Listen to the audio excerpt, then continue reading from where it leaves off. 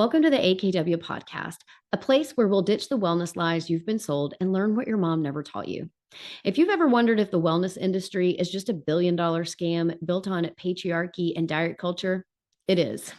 Women have been chasing impossible standards for far too long, and I'm here to help you step off the hamster wheel once and for all. No more quick fixes, no more powders or potions or empty promises. Just real talk, real science, real people, and real strategies to help you feel at home in your body and redefine what wellness is on your own terms. Let's get into it. Hello, and welcome to today's episode of the AKW Podcast. I am Andrea Nichols, and I am so excited you're here. Today's podcast, I'm recording it from a house, which is not always the case, and I've got a whole different setup with a different microphone and a different setup, and just everything is different. But it's from my house, and it feels really, really good to be doing this particular podcast from my house because this topic is something that was pivotal in my own healing journey. But for me to share this topic means that I have to get real and raw and share some things that feel really, really vulnerable and personal.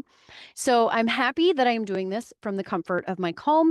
And my cat Zoe just walked in the room and she's probably going to curl up on my lap. And that will just feel perfect for today's topic. So by now, I'm sure you want to know, what are we going to talk about today? Today, we're talking about shame, and not just shame that you carry, but the shame we inherited. We're going to talk about everything from what shame is to how we inherited it, to how it shows up in our lives, and then how do we start to identify it and then shed that shame and then cultivate that into healing and ultimately being able to find security from within ourselves and build the lives that we want and feel like we are enough, that you are enough just the way you are, and that everything is going to be okay.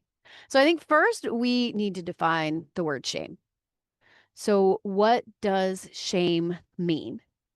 The definition of shame that I'm going to use today is that shame is a painful belief that you are bad, wrong, or unworthy. It's not about what you did, because that's guilt, but it's about who you are. So guilt says, I did something bad. Shame says, I am bad.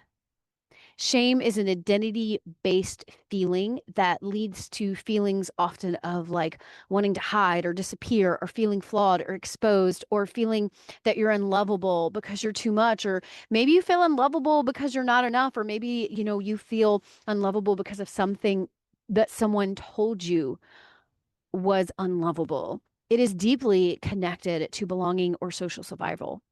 We evolved to fear shame in early human history, specifically as females, because we would be cast out of the group, which could mean death, or we might be stoned, or even like in like today's society, you might be shamed and cast out of your family.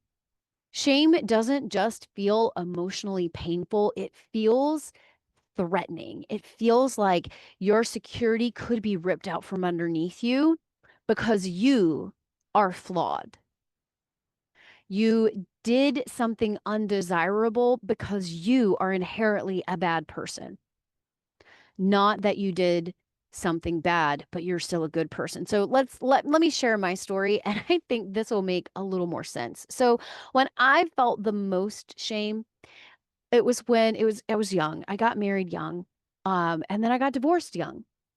And the shame that I carried from that divorce was huge.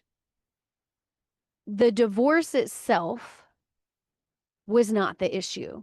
It was the shame that I carried from being divorced. It was the shame I carried from being a person that would have the audacity to get divorced. It wasn't that I got divorced.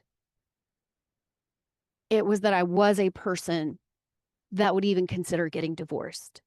That was what led down the path of some pretty significant poor choices, because my self-worth was so low, because I came to believe that I was a person that would do this horrible thing, and therefore I was unlovable. I was not worthy of success. I was not worthy of love. I was not worthy of acceptance because I was a person that got divorced. Where did that even come from? It came from conversations that stemmed from asking, is there any way we can fix this? Before asking, are you okay? Maybe even in some instances, asking, are you okay at all? So my parents did all the right things when I got divorced in terms of they came up and they helped me move out of my house. But there were a lot of conversations that probably could have been handled it differently. Hindsight's 2020, and this isn't about blame. This isn't about me blaming them for my choice. This isn't resentment or anger towards them. It is awareness. It is understanding that the shame I picked up and the shame that I carried wasn't necessarily mine. When I chose to get divorced, I was never allowed to tell my grandfather. I don't remember how long he lived after my divorce, like four-ish years roughly, and I was never allowed to tell him I got divorced. So when I would go to visit him and he would ask, like, where's your husband? I'd have to lie because I wasn't ever allowed to tell him because it was too shameful. It was too shameful to have a daughter, granddaughter that got divorced. So I never told him. That does a lot for your conscience. Like that imprints some things that if we can't even tell, if we have to lie about it, that's a problem. So I became the problem because I was the flawed individual that chose to get divorced instead of chose to work it out or just to deal with the circumstances. I was living in it. I was living in it at the time because I chose to get married and I needed to honor that. I'm not ready to talk about some of the consequences and decisions that came up after the divorce.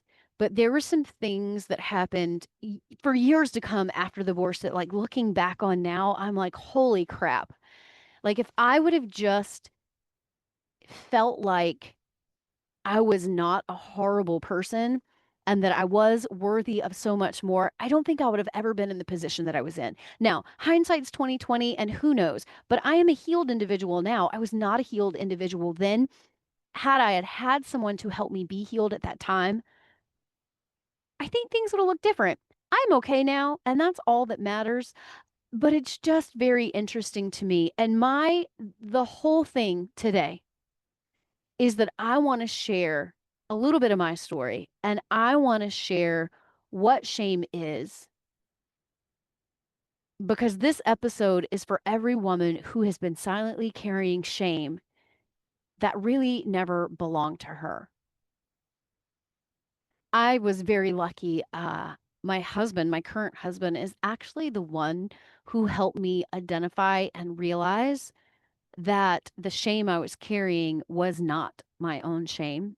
And he helped me heal, which is really surprising. And if you know my husband, you would find that even more surprising, probably. But he was the one that helped me like turn the curve. And then I had to do a lot more layered work to figure out that this shame was generational. It was my family's shame. It was my culture's shame. It was my church's shame. It was shame that I did not understand, that I had agreed to pick up, and that I didn't understand that I had an option to not pick up. So let's just talk about first how the body reacts to shame. Shame is not a mindset. Shame actually lives in your body. Think about this. So you've been trained to shrink. Us as women, we've been trained to shrink. We are taught in our volume to not be too loud. We're taught to not be too big. We want to maintain a certain weight. You don't want to be too much. You got to maintain your needs. You can't be outrageous with your needs. Your presence can't be too big. You don't want to make others uncomfortable. And those four are just the tip of the iceberg. And those are things that we do not say to boys. What do we say about boys when they're loud and rambunctious? We say boys will be boys. But that's not what we say to our girls. And we don't even realize that we're doing it. We as a society, we as a mother didn't understand that we accepted it. We as a mother don't understand that we're passing it down to our own daughters, but we're going to talk about all of that today. So I hope you keep listening. We are trained to cross our legs to take up less space as women. We are trained to nod when we disagree. We're trained to smile or laugh even though we hurt. To wipe off your mascara, put on your lipstick again and keep on going.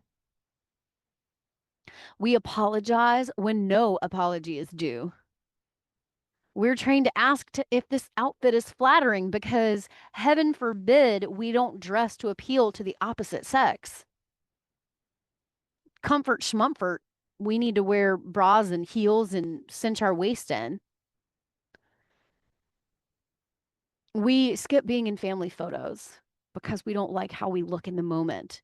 And probably we don't like how we look in the moment because society has told us that we are not small enough. But also, if we get down to it, we probably haven't been taking the time to actually take care of ourselves and things that society tells us is self-care, like binge watching TV at night and drinking wine. That's not self-care. We haven't been taking care of ourselves. So we don't feel good in our essence. So we don't want to be in the picture because we don't feel good and society is telling us we're not enough. We are too big. There's a whole deeper layer to that we just don't have time to get into today. We say it's fine when it's not fine because we're afraid that if we take up our full emotional space, we'll lose love, we'll lose respect, we'll lose approval. That right there is my divorce in a sentence. Except for I did speak up and I did take up full emotional space and I did lose love and I did lose respect and I did lose approval. But we're going to talk about more. We're going to talk about how this is inherited shame passed down from body language, from family systems, from cultural scripts. If you start to pay attention, and I want you to start to pay attention, you'll start to notice how you feel shame in your posture and how you speak softly when you feel insecure, the way you apologize before you say what you need. You might be like, "Excuse me, I'm sorry to bother you, but I know you already said this, but if you don't mind, could you please? I'm sorry if this is inconvenient, but could you help?" It's in the way your body flinches when you choose yourself first. It's like a tingly sensation for me when I'm standing up and setting a boundary. And the back of my head is still racing like, what is going to happen when I put this boundary in here? What consequences are going to fall down when I put this boundary here? I want you to take a breath. Hit pause if you need to hit pause. If you're in a place where you can hit pause and you can grab a pencil and paper. If not, come back to this later. But I want you to hit pause. Think about the last time you felt small in a conversation or in a situation. How did you feel in your body? Did your body try to disappear? Did you take up less space? Did you cross your arms? Did you cross your legs? Did your shoulders shrug up to your ears? Did you get butterflies in your stomach? Was it hard to speak? Did your mouth go dry? Did your voice crack? None of this is weakness. It is all learned shame. And you didn't choose it, but you picked it up. But you can decide to let it down once you become aware of it.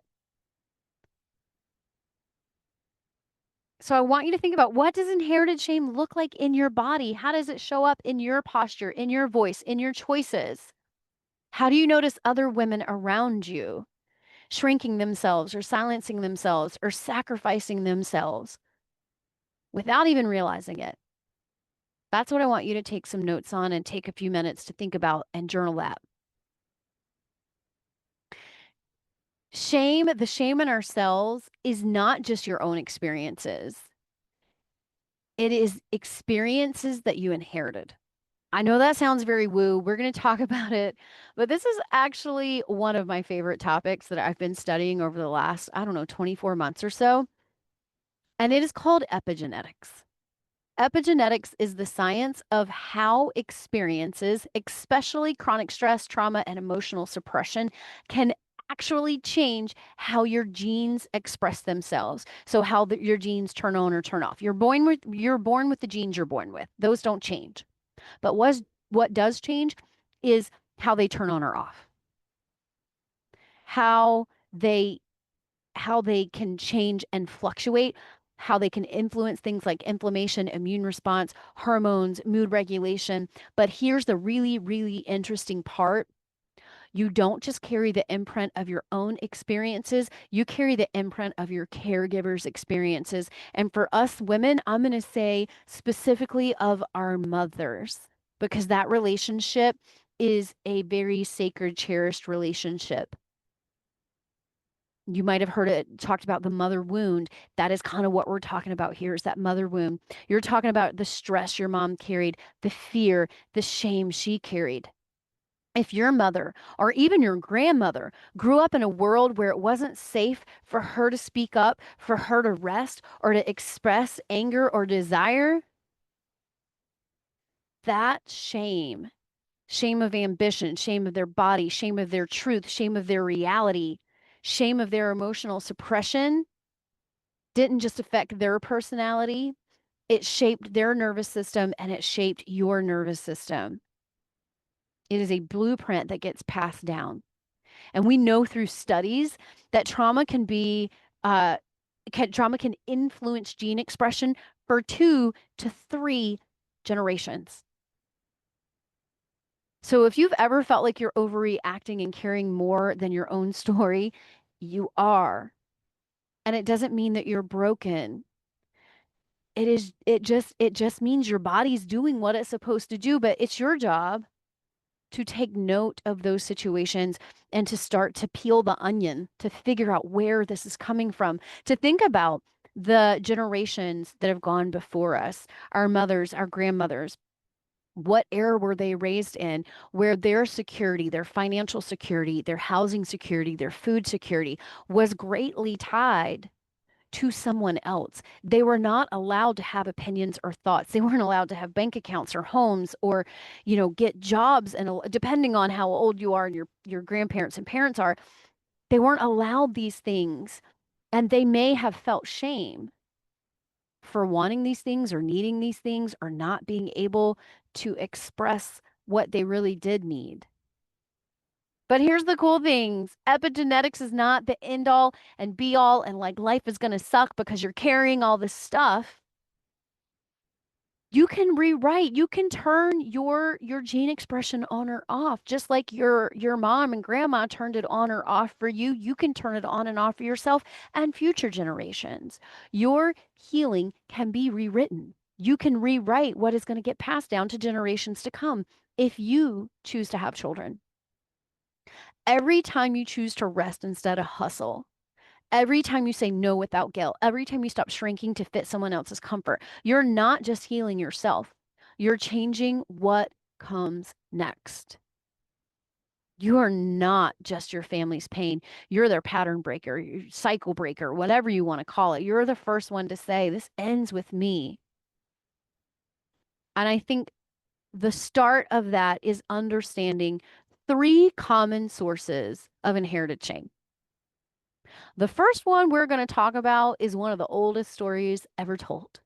It's the story of Eve. We all know the story of Adam and Eve. And whether or not you were raised in a Christian religious home, or you believe in the Bible, or you don't believe in the Bible, I don't care. That is not what this podcast is about. But what this podcast is about is the story of Eve is one that we have all inherited, and it lives in our cultural DNA. Eve was the first woman. There's no denying that. Eve was the first sinner. There's no denying that.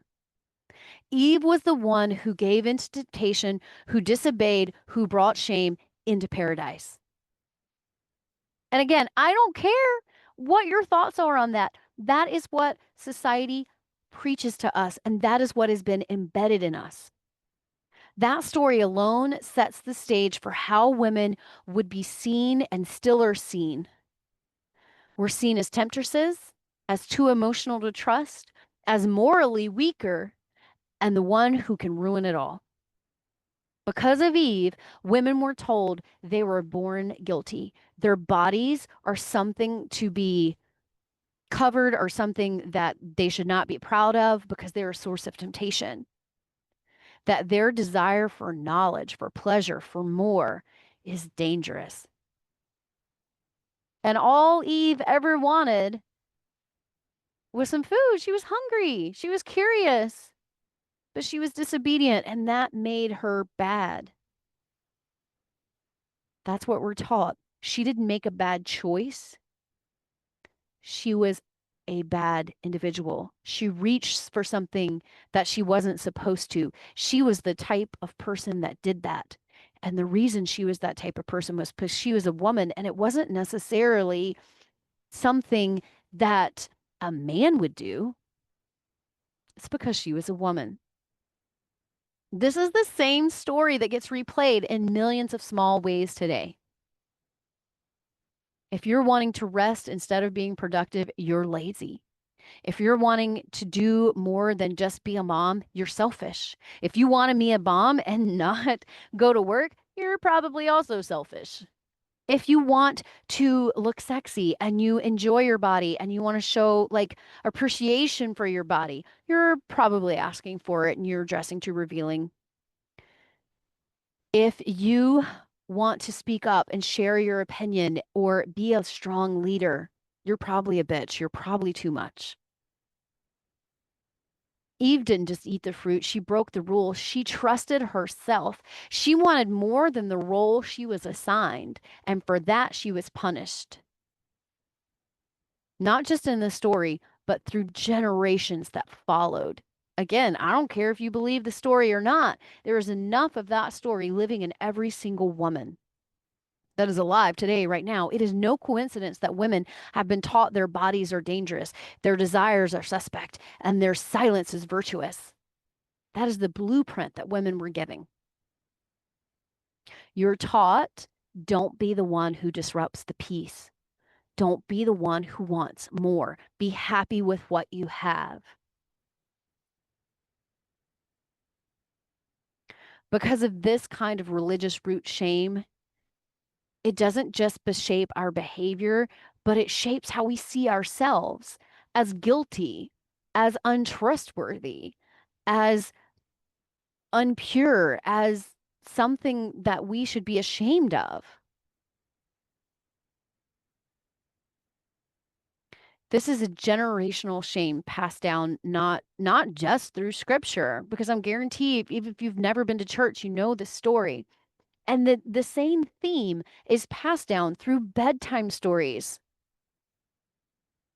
through dress codes, school dress codes, through purity culture, through fairy tales and Disney movies, through family rules, and hundreds of unspoken lessons about what makes, quote unquote, a good woman.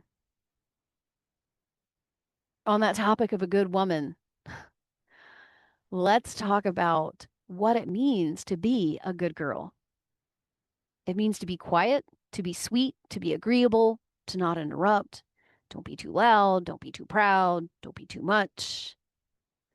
Good girls are easy to love and good girls are easy to control. Good girls don't cause trouble.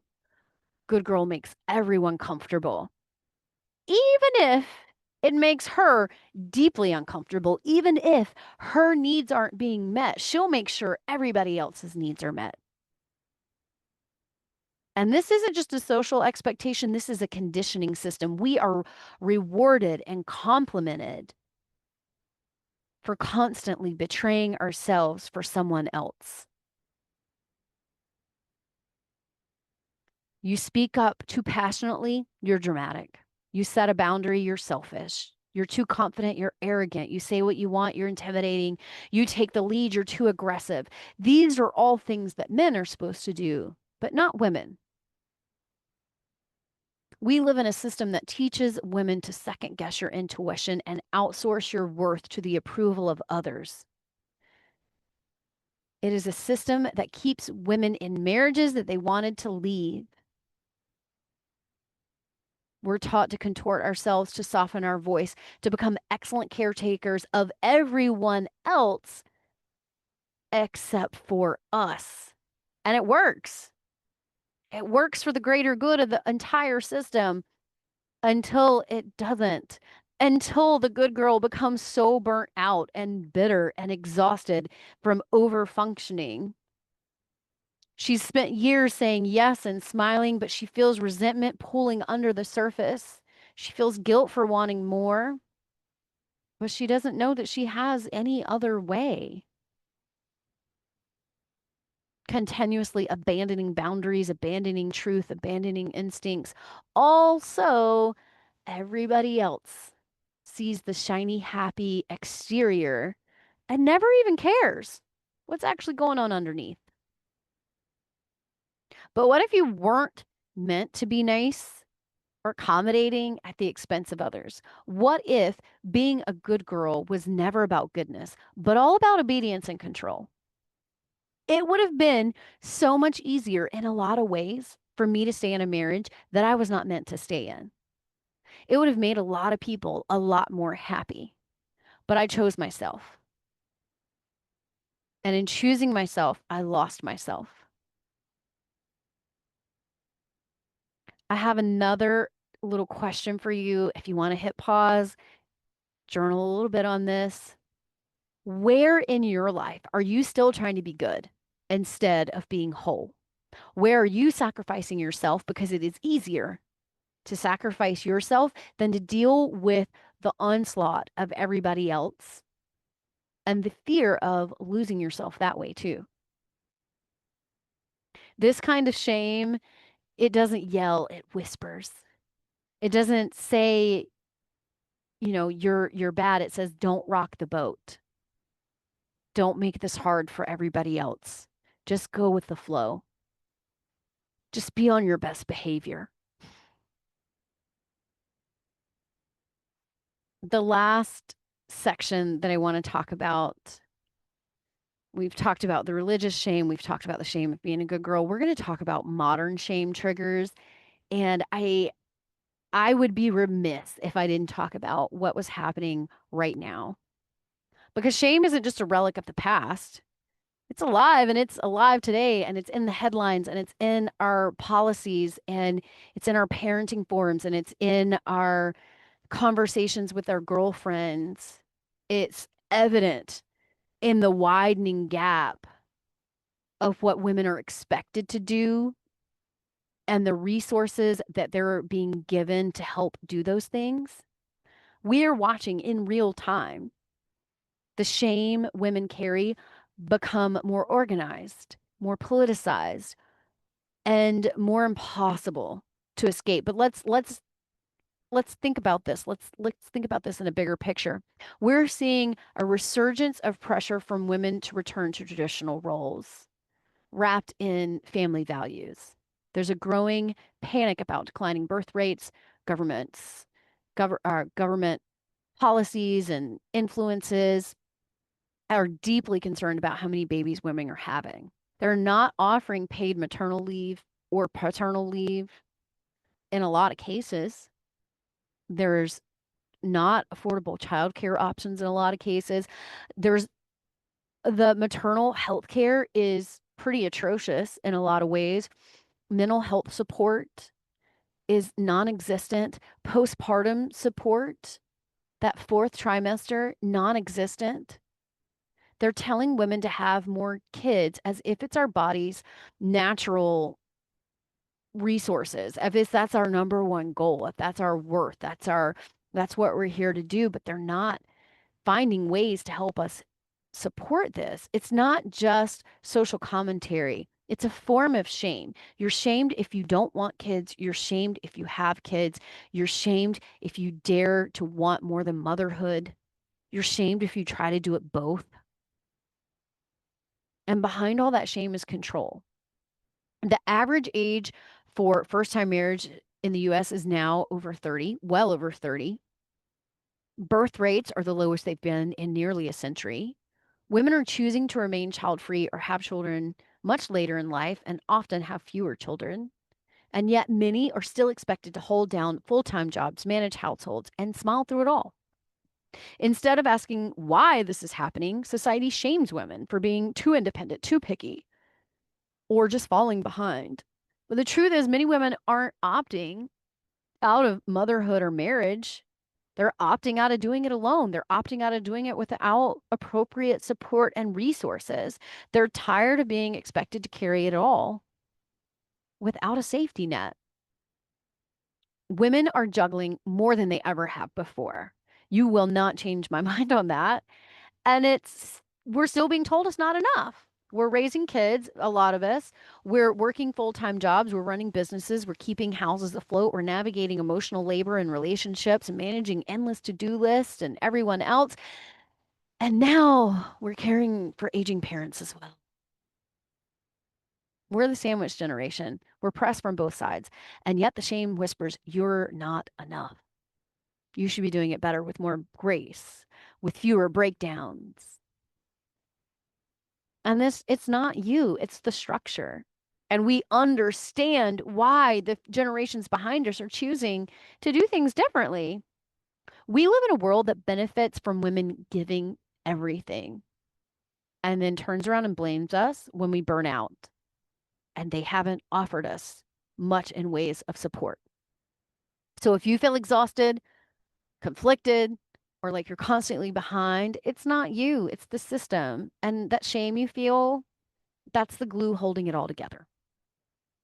This is why modern shame feels slippery, because it shows up in impossible choices. Do you prioritize your job or your kids or your spouse? Do you take care of your parents or yourself or your kids? Do you rest or do you catch up on work or do you catch up on all the chores? Or do you go out with girlfriends that you haven't seen in probably 6 months? Or do you pick a date night with your husband? And when no choice feels right, shame steps in and says, you are not enough. You are not a woman that can handle this. You should be ashamed of yourself. Why can't you juggle all this? This is what you were created for. You were created to be able to do all these things.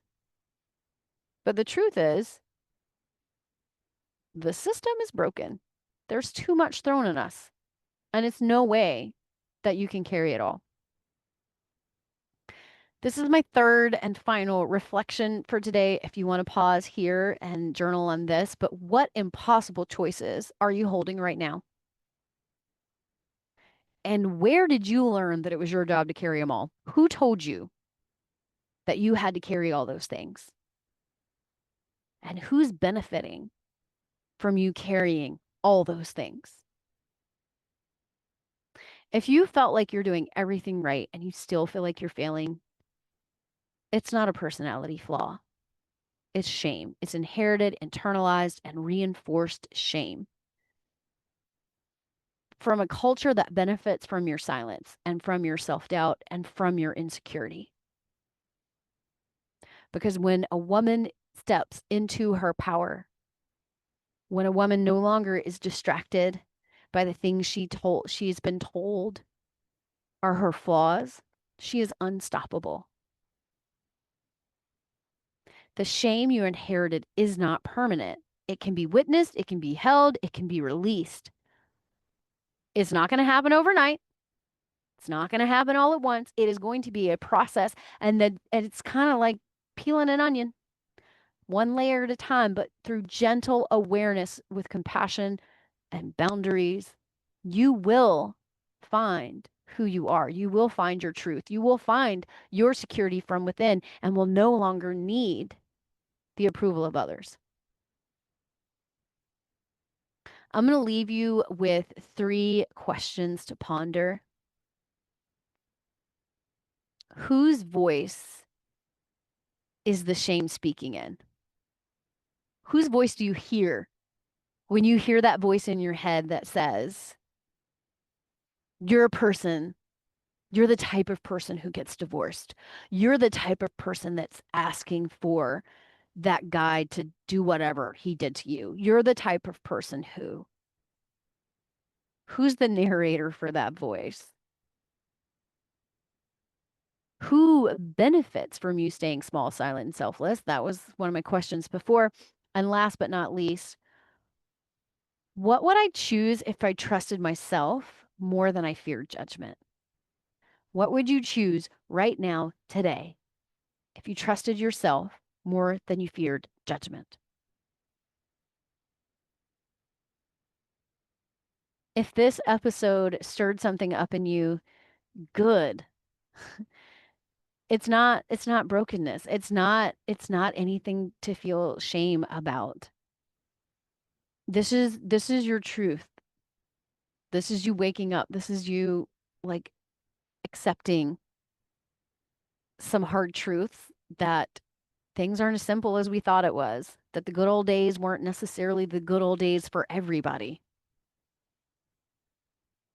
And you're welcome here. And I encourage you to share this episode with someone who is carrying generational shame herself.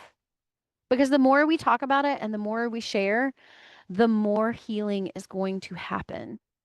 Because let me tell you, it is hard to heal by yourself. Like I said, my husband helped me, and then I found my own like circle of women who helped me heal when I was shamed by so many other women in my life. I could not have healed alone. So you have to find your community. You have to find your people. Going through this together is so much better. So share this episode with somebody who you think might be carrying some shame and some generational shame. And if you want to dive into this and boundaries and burnout and more, I do have an upcoming program that I'm going to be working through this to help you start to identify some of your triggers, some of your shame, how to shed that shame, how to hold your energy as you're setting boundaries, because that takes a whole new set of energy, and how to get comfortable taking up space in a world that wants you to be small and a world that tells you everything will be better if you stay small. How do you change that narrative within yourself? We're going to be doing this class live. We'll be doing this soon. But if you are listening to this podcast after June of 2025, I'm still so glad you're here and you still have an option to listen to this program. Either way, drop an emoji below or comment below wherever you're listening to this podcast. And I will personally reach out to you and give you a discount code to either join live or to join the replay at a discounted price. Thank you for listening, for allowing me space to be vulnerable, for allowing me space to publicly talk about these things that I haven't had the courage to talk about publicly uh, in such a vulnerable, like open way. And thank you for being a part of the AKW community, where we are constantly working on deconstructing these social standards and beliefs that we've embodied so that we can all rise up together, so we can all get rooted in ourselves and rise together so that we can build the future that we want and deserve and the security that we need without anyone else's approval. I'm so glad you're here. Even if you don't necessarily want to join the program coming up, drop me a comment below. Let me know if you liked this podcast, and I will see you next time.